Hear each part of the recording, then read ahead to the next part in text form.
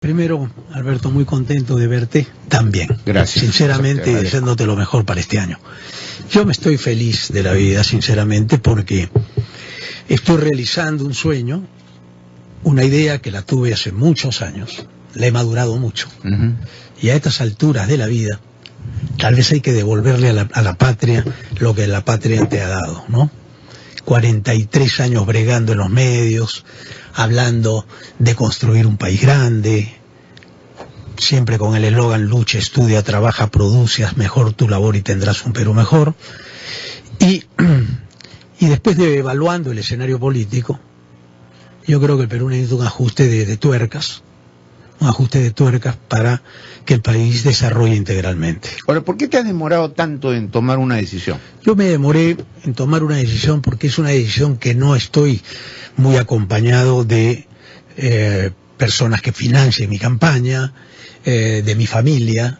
Mi familia casi todos son empresarios, piensan distinto a mí. Esta es una decisión in pectore, una decisión que toma un hombre a solas, con su conciencia, y dice, bueno, yo aquí estoy viendo una generación que es la nuestra, una generación que tuvo muchos golpes, una generación que cuando estábamos en la plenitud surge un golpe de Estado. Estamos hablando de Alberto Fujimori. No, del primero que sufrimos nosotros cuando salíamos de la universidad. Correcto, sí, ya. Con Velasco. Y después nos vamos comprometiendo con gobiernos que quieren salir de eso y no lo logran. Y yo que he narrado la historia contemporánea junto contigo, que somos contemporáneos en ese aspecto, hemos visto cómo el Perú se ha ido deteriorando en las bases fundamentales de lo que yo le llamo la nacionalidad, el concepto de patria, el concepto de país. Mi querido Ricardo, antes de hablar de los planes, porque lo importante de tu presencia acá es hablar de los planes que tienes para postularte y para lograr lo que tú acabas de decir, objetivos nacionales. Ahora bien, ¿cuál es la diferencia entre el escenario en el que tú fuiste alcalde de Lima, ¿no es cierto?, con este escenario muchos años después, en la que, si bien es cierto, no has perdido vigencia, porque la gente te reconoce, ¿no? Te reconoce en la calle, ahí viene el Colorado, ¿no? Cosas por el estilo. Entonces la gente te reconoce, pues.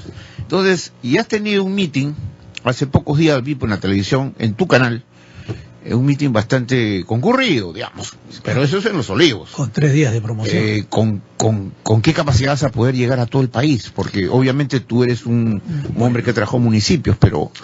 Bueno, mira, yo no sé, eso se lo dejo al elector. Yo lo que le estoy planteando al elector es que Ricardo Belmont tiene que cumplir una misión. Ahora, que el elector no sepa que postulo porque los medios de difusión han sido, los medios concentrados, se han cerrado en 4 o 5 candidatos y en sus alfiles que siempre fabrican. Pero no les gusta la candidatura de Ricardo Belmont porque yo soy un hombre que 43 años dice lo mismo. Y dice que el Perú es un gran país, que pudo ser muy grande, que tuvo todas las oportunidades del mundo y son oportunidades desperdiciadas. Entonces, cuando a mí la gente me pregunta, ¿y no te conocen aquí, no te conocen? Sí me conocen. Lo que pasa es que no me conocen como candidato y no conocen esas propuestas o esas ofertas electorales que tú bien has señalado, que en Navidad son ofertas que hacen simplemente para ganar votos. Hay una frase que mi padre me dijo antes de que yo empezara esta carrera política hace más de 30 años. Me dijo, mira, Ricardo, es preferible perder con honra que ganar sin ella. Entonces, a mí no me interesa prometer, a mí no me interesa ofertar, a mí no me interesa ser más conocido de lo que soy, sino que la gente y los medios de comunicación digan, acá está Ricardo Belmont, y escuchen su propuesta, como lo estás haciendo tú, generosamente. Entonces ya no tengo que circunscribirme a una radio o a un canal que fundé hace 40 años y que le puse en ese momento mis siglas porque nada me podían robar, solo mis siglas. Yo cuando le puse RBC era en la época de Velasco, a mi radio, y dije, me podrán robar nuevamente mi radio, pero no mi nombre. Y a través del devenir del tiempo, no solamente los partidos políticos llevan nombres de personas, lo que ya es un absurdo. Hoy día los partidos ya no son partidos, son personajes de la, vamos a decir, de la comedia.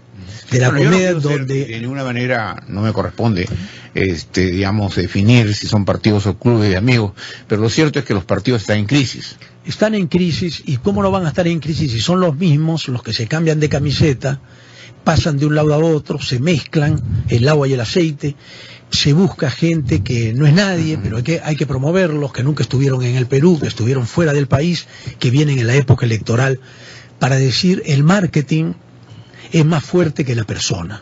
Correcto. Hemos cosificado al hombre, y yo no quiero cosificarme.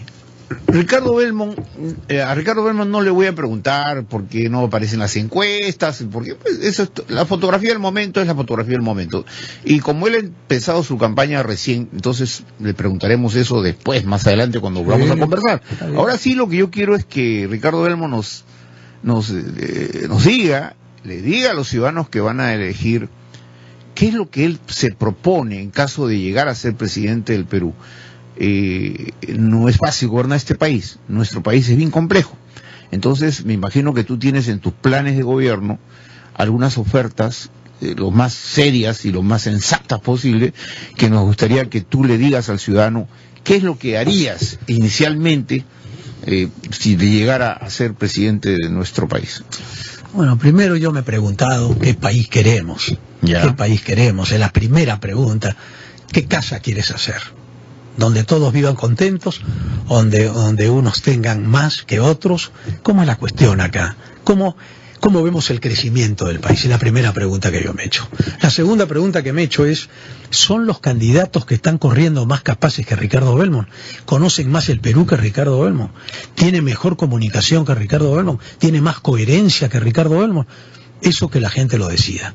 Y yo francamente, al ver la fauna política tan desprestigiada, tan desacreditada, es que he dicho, yo no pierdo nada diciendo lo que pienso a estas alturas del partido. Y yo creo que los hombres mayores, los hombres que hemos conocido el poder, pues yo he estado en el poder, y yo he conocido la fama, he estado en la fama, cuando yo hablo a la gente, yo no le digo voten por mí, yo le digo escúchenme, saquen sus propias conclusiones, porque detrás de cada candidato hay alguien siempre. Y cuando uno tiene rabo de paja, no tiene el calzoncillo limpio, por decirlo de alguna manera, te van a manejar tu campaña, te van a manejar la vida, te van a fabricar un producto que tal vez no eres y no lo puedes sustentar. En mi caso, yo propongo siempre que acá hay 43 años de trayectoria, teletones hechas cuando tenía 30 años. Yo cuando hice la Teletón era porque tenía un niño minusválido y quería que los niños minusválidos del Perú tuvieran un hospital. Hicimos un gran hospital. ¿Qué pasó, Alberto? ¿Qué pasó? La Teletón me la robaron también, después de 25 años. Mi nombre se patentó en Chile, se patentó para vender aceites y otras cosas de leche y comida. Mi nombre, Belmont. Entonces yo sentí que había trabajado para muchos usando mi nombre. Incluso empresas familiares que han tenido un arraigo enorme han usado mi nombre como símbolo ante su personal, como que Ricardo Belmont. Pero no será, Ricardo... Entonces, todo esto, sí, perdóname, cierro la idea, Alberto. Sí. Cierro esto para decir que hacer una oferta es muy fácil. Yo cuando era alcalde de Lima no ofrecí la avenida universitaria. La avenida universitaria la mostré. Y entonces mi eslogan de campaña es Ricardo Belmont no promete, Ricardo Belmont cumple. ¿Y con qué cumplo? Con ser Ricardo Belmont. Con eso nomás hay que cumplir. Ya, pero te decía hace un momento que el problema no es solo distrital o provincial, si se quiere. El problema que tenemos en este momento en el Perú es un problema nacional. Absurdo. Que requiere un crecimiento económico ya de reactivación, que todo el mundo está preocupado, porque el escenario mundial no es el más promisorio. El escenario mundial en este momento, por las informaciones del Banco Mundial o del Fondo Monetario Internacional, señalan que va a ser adverso en los próximos tiempos. Entonces, el Perú lidera un crecimiento económico que probablemente en el 2015 llegue a 2.8. Si Dios quiere nos puede acompañar, por lo menos el reporte de diciembre, no lo conozco, pero puede ser que ese sea el final del crecimiento del PBI del Perú. Sin embargo, a partir del 2016, las cosas pueden ser color de hormiga o color de rosas. Y yo más me inclino porque va a ser color de hormiga. O sea que hay que empezar a guardar pan para mayo. Son color de hormiga. ¿No es cierto? Ya la cosa no está digamos, tan fácil. Por eso, ¿qué en el aspecto económico, por ejemplo, qué haría Ricardo Belmont? Bueno, ¿Cuál es su propuesta más importante, la más inteligente? Mira, la propuesta Tú sabes que para hacer gobierno tú haces primero un plan piloto.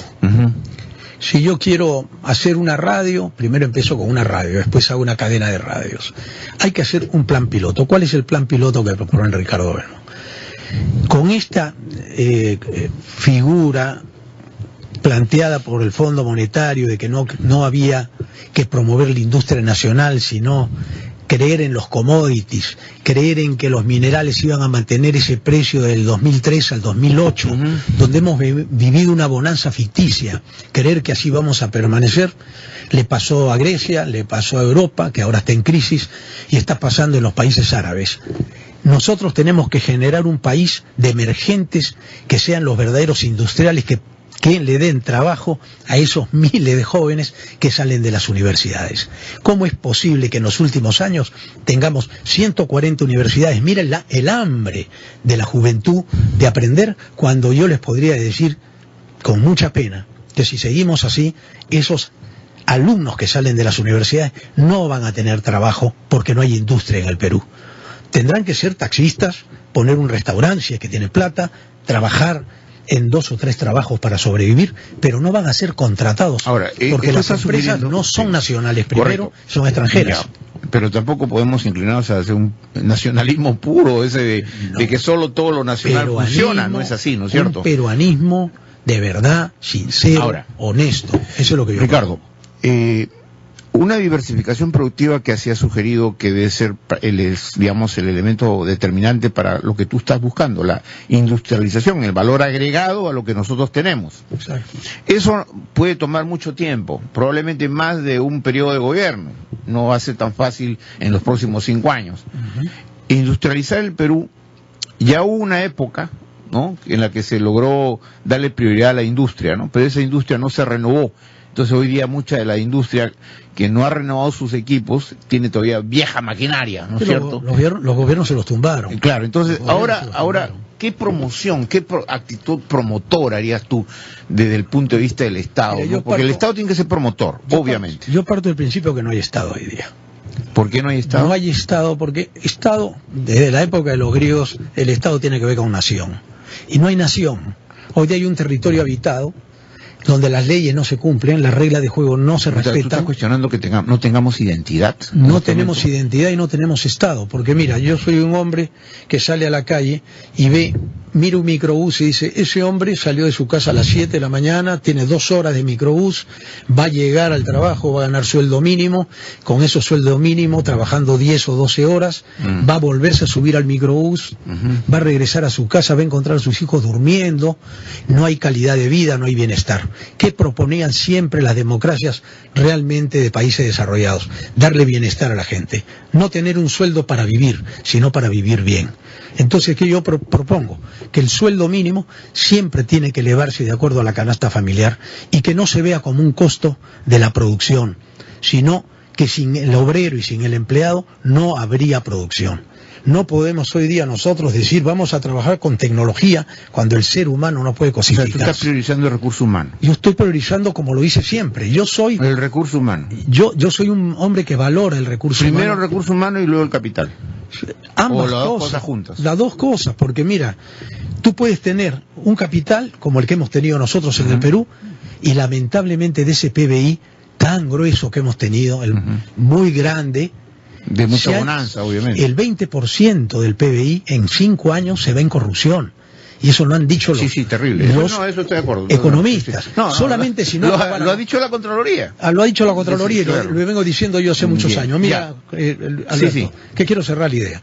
Si tú no robas, si tú haces las cosas transparentes, si tú haces las licitaciones abiertas, el Perú con lo que ahorra, con honradez y sin corrupción, tú puedes hacer hospitales, centros médicos, postas, porque yo lo hice en la municipalidad. Correcto. ¿Tú te acuerdas cuando yo era alcalde? Sí, vamos a tocar. Pero lo que pasa es que no tenemos muchas horas para poder dialogar todo tu plan. O sea que esta es la primera round. Pues claro, habrá otra. Pero mira, lo cierto es que lo que tú has señalado es correcto. O sea, eso es parte de la historia.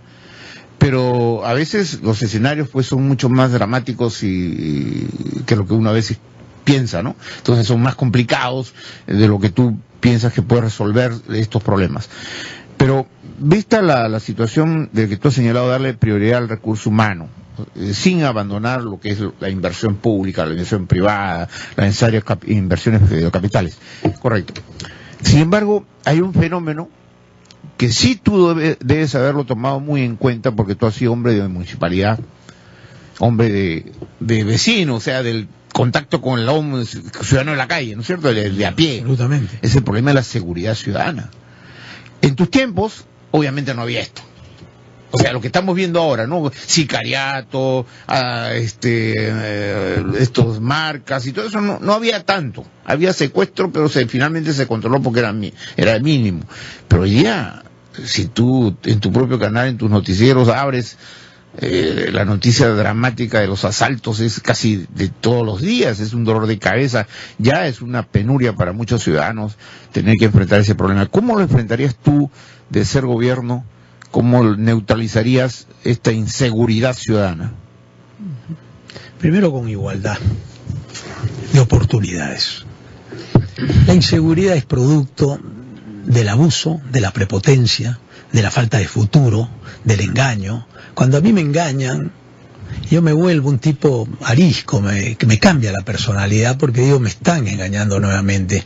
Entonces, cuando yo era alcalde, no, parece que nos hemos olvidado, Alberto, y yo fui alcalde en la época más fregada del terrorismo. Huaycán era zona liberada, a mí me prohibieron ir a Huaycán y yo fui a Huaycán. Y yo dialogué con la gente de Huaycán, supuestamente terrorista, y en efecto, 2 de ellos fueron asesinados. Me acuerdo de Pascuala Rosado, que era amiga mía. Fue asesinada. Ella y yo trabajamos juntos y arreglamos Huaycán. Pusimos losas deportivas, pistas, etcétera, etcétera. Tú tienes que llegar donde hay pobreza. No puede ser que acá hay oro, acá hay riqueza, acá hay cobre, acá hay zinc, y cuando ves las poblaciones cercanas a esa mina de oro que está enriqueciendo a unos cuantos, tú tienes la localidad empobrecida. ¿Cómo puede haber seguridad ciudadana cuando hay abuso y hay prepotencia? Primero. Segundo, a nosotros no nos pueden amedrentar 300 marcas o 400 pandillas en Lima o en el Perú. A esas 400 pandillas tú le das armas a la policía y le das leyes a través del Poder Judicial, y tenemos al doctor Marcos Ibaceta para que vea ese tema, que fue un tribuno de primera de la Corte Superior de Lima, presidente de la Corte Superior. Le das el problema jurídico, y el problema jurídico es que el ciudadano de a pie sepa que el delincuente que te roba no va a salir de la cárcel pues en 5 años por buena conducta. Y el que repite, señores, tal vez habría que crear un cepa nuevo. No se puede ser benevolente con el delincuente. Hay que ser benevolente con el docente. Hay que ser benevolente con el buen hombre de familia, con el tipo que se rompe y trabaja acá. Ayer hablaba con una empleada de una tienda, de una gran tienda, y me decía, Ricardo, yo gano 650 soles y tengo que cumplir una cuota. Si no cumplo la cuota, me botan. ¿En qué país puede haber seguridad si hoy día un tipo dice, entre otras cosas, dice, yo prefiero ser pandillero porque esta noche salgo en televisión? La televisión, así como promueve Coca-Cola, promueve la cerveza, promueve los bancos, se ha encargado también en el tiempo de promover la delincuencia. A mí en Nueva York me asaltaron una vez, y me han asaltado en Miami también. A mí me han asaltado. Porque van a pensar que tú estás mencionando una empresa que promueve la... ¿Una empresa, dices tú? ¿Una empresa de qué promueve qué, perdón? No, ¿que promueve la delincuencia? No. ¿Qué has dicho? Yo digo que los canales de televisión, todas las mañanas nos muestran pederastas, asesinos, pandilleros, violadores, en los noticieros. En Nueva York pasa lo mismo. En Nueva York muere una persona cada minuto, pero sin embargo no salen en televisión el asesino. Acá están esperando dónde mataron para que vayan a entrevistar al asesino. Ya, es una forma, un tratamiento distinto a la información. Ya, correcto. Ahora, pero tú lo has mencionado al inicio, a la hora de sustentar el tema de la inseguridad, que tiene varios factores, pues. O sea, no solamente es el desempleo, no, es la actitud de los jóvenes que en rebeldía optan por ser o pandilleros o barras bravas, qué sé yo. Pero ¿cómo utilizar la fuerza pública, porque acá se tiene que utilizar la fuerza pública, así que ya es el presidente, a la Policía Nacional. ¿Qué rol debe cumplir la policía? ¿Qué rol debe cumplir, por ejemplo, los municipios?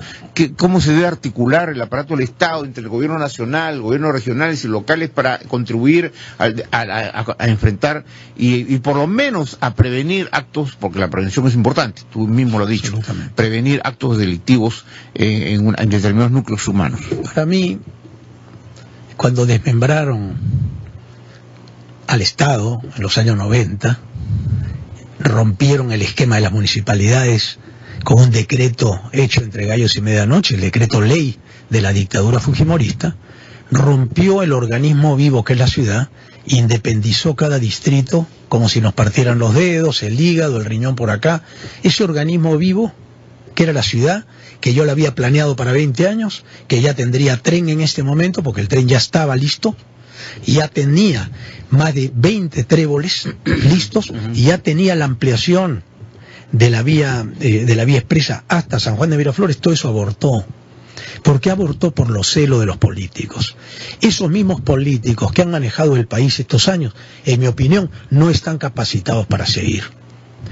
Y yo creo que habiéndolos conocido a todos ellos, habiéndolos ayudado a gobernar, habiéndolos ayudado en sus primeras etapas, incluso a que inauguraran mis obras, han sido inconsecuentes con el pueblo que los eligió. Pero eso no le han dado al Perú y al policía, en especial, en particular, que se juega la vida, el estatus que debe tener. Pero no hay cierto nivel de ingenuidad de tu parte creer que efectivamente la clase política va a actuar dentro de la razón y la lógica, porque tú sabes que la clase política, que ha sido tan criticada por los mismos medios de comunicación, que a su vez apoyan a esos candidatos a quienes han criticado, han dicho que el país acepta la corrupción como una cosa ya endémica, como que estamos enfermos todos de corrupción, entonces tenemos que aceptar aunque nos roben. Ahora, yo le tengo que decir al país, no señores, se acabó el robo. Ricardo Belmont tiene obviamente su canal, tiene su radio. Yo pregunto, ¿no? Otros medios, aparte de que es del Estado, pero otros medios, ¿te llamarían para entrevistarte? No les gusta mi presencia, no les gusta mi discurso. ¿Les disgusta tu presencia? ¿Por qué? Porque yo tengo 43 años del mismo discurso. Pero en un determinado momento tú eres un personaje importante en la televisión nacional. No, fui un personaje importante. Cuando la Teletón famosa, si no estaba Ricardo Belmont, nadie iba a la Teletón. Pero después me la robaron, hace 15 años me robaron la Teletón. Pero hace 15 años me están robando. Hace poco casi te quitan tu canal, ¿no? Pero por supuesto. Porque quisieron quitarte tu canal. Pero me he defendido. Se fueran robando de todo, Es que fui un personaje muy querido y fue un personaje que había que manchar por la dictadura, y fue la dictadura la que me manchó. Hablemos un poco de tu plancha. A mí no me mancharon mis amigos, mis padres, no, ahí me manchó la dictadura. Perfecto. Sí, recuerdo cuando el tiempo Fujimori te acusaron de muchas 18 cosas. años acusándome. Finalmente tú fuiste absuelto, ¿no? Totalmente. Gané en todos los juicios y los que me acusaron Ricardo Belmont, a ver, ¿quién te acompaña en la plancha? Porque yo he visto que está Iván Dibós. Iván Dibós. A ver, ¿quién? ¿Y Baceta también? Y Marcos Ibaceta. Dos personajes intachables. Uno fue mi teniente alcalde, que me ayudó a hacer todas las obras, empresario destacadísimo, que tiene una visión del deporte masivo como ningún otro peruano, es uno de los hombres más cotizados a nivel mundial. ¿El que maneja las Olimpiadas, creo? Sí, ese fue el que trajo los Panamericanos junto con otros peruanos para el Perú. Y después tengo a Marcos Ibaceta, un tribuno indiscutible. Bueno, sí lo conozco a Marcos Ibaceta. Fue presidente de la Corte Superior de Lima, ¿no? Exacto. Y presidente también del tribunal que juzgó terroristas. Exacto. Entonces él me dice, mira Ricardo, si arreglamos la parte legal y tú comunicas esto, Iván Dibós se encarga de la parte de los empresarios, para motivar al pequeño empresario, y replanteamos una visión de las concesiones, de las ventas que se han hecho en nuestros recursos naturales. Entendamos, señores, lo más grande que tiene un país son sus recursos humanos y sus recursos naturales. Al recurso humano llamado peruano de verdad, han venido los que yo le llamo los extranjeros de turno, que vienen cada época, en época electoral, a presentarse con ofertas. Bien. Ricardo Belmont, entonces, queridos amigos, ha hecho su primera pincelada y lo queremos comprometer a que la próxima oportunidad ya dejemos de hablar del pasado para hablar de lo que quieres realmente en varios temas centrales. Todos los temas hacer en su proyecto de político. Él va como candidato a la presidencia con el partido Siempre Unidos, que lleva como símbolo, tengo entendido, en el arbolito. El arbolito. Ya no la guaguita, sino el arbolito. El arbolito. Iba con Iván Dibós y Marco Ibaceta, uno es abogado como Ibaceta y vos que es un empresario.